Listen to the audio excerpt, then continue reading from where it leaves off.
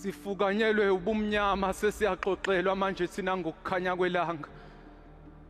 Kuthiwa ngaphandle impilo iyahamba kodwa la ngaphakathi bamile abayiphilayo. Zithi izihlobo zikaMufi kwenile ethuneni likaMufi mfowethu. Kuthiwa bayabuza mfowethu ukuthi besingayithokozela nibheli ke sambe siyobasusela ukhula liyamcindezela undodana ethuneni.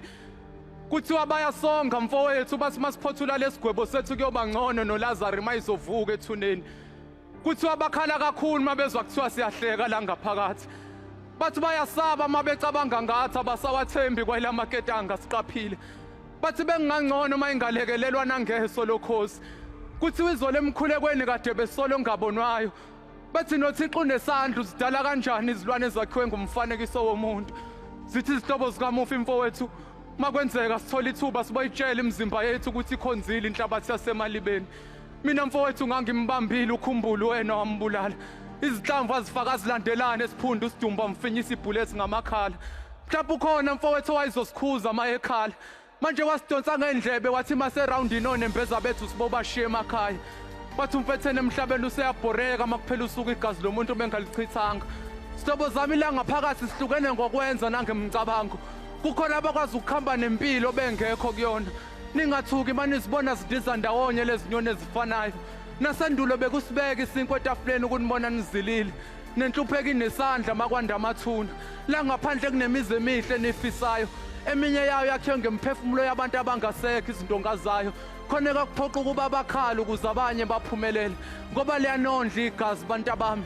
Bathi impumelelo obumnyama iyathandeka mayikhazimula. Ajabule omunye amamatheke mabemncoma. Athi mayifisa ukubonga ahluleke ukuphimisa ngingakhulumeki. Akhumbule ukuthi wathwala ngesimungulu. Wathi omunye mina Nkosi enkantolo ngilale nalo liphila idlozi. Ebusweni bakho besula umjuluko wamabele salikwazi ngozankosi. Kuke kwathuleka la kwampilo emile. Ngenkathi ijele lisiqoqela kabanzi ngesiboshwa. Lithi ijele kokuqala abanye benu bangizondisa ngamathuna. Lithi khona kufanele ngabe basemathuneni kodwa ngomusa nangothando ngisabagcinile. Kunokuba ningibonge nangizamazamisa. Ukubaleka kwami niqhizikakala ingakho ngize ngithukuthele ngigcine nabangenacala. Lithi la ngaphakathi kuke kwaphakama omunye phakama ngomunye wafela kumina. Zangizonda izihlobo zikaMufi. Zathi ukuba ngangenanga kumina ofile ngabe usaphila. Pho mina abunjwa ngenhlabathi nihluke ngane nginamathuna. Ngakhushintshile umbhali ithuna ethuneni. Wathi omunye umntwana abantwana ngelinye ilanga engangiboshwe naye mangimbuza ngephupho lakhe. Watheni iphupho lakhe ukubona uThixo isidumo somfanekiso wakhe silele emalibeni. Wathi la ijele waboshelwa icala lendoda yafinga khulumanga. Wathi ngiqunye kule ndawo nje bantwana isizwe ngisikweleta impilo. Wathi kuneminye emphefumulo kwangingafanele ihlukaniswe nenyama. Wathi ngabulala umuntu kwafanina ekhomba abanye abantwana. Kwase kusukuma ikhehle lidala elaliboshwe ngamaketango. Lakhwehlela igazi lagcwala phansi bathuka abantwana.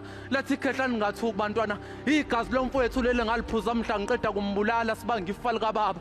Wathi umfowethu ubelungile kodwa ubengakulungele ukufa ngesandla sakhe. Ngoba umuntu uyakwazi ukukushadisa nesono. Ukubopha isifindo nejele nihlukaniso ukufa. Wathi ikhaya labashiyone mbeza babehlane lele sibhace kulona. Igumbi lezone zadukele ekufeni mhla zisido ukuphila ngeqiniso. Wathi inkinga yethu bantwana asifani. Wathi abanye bethu bantwana bayakhonza yize bekhonza emabandleni agulelwa izimilo. Abanye sidla umlilo la ngaphakathi bafile ngaphandle bamelwe impilo. Wathi kabanye kusahlwile bashonelwe yithemba lokukhanya kwabanye kuyakhanya ize behlele bomnyameni.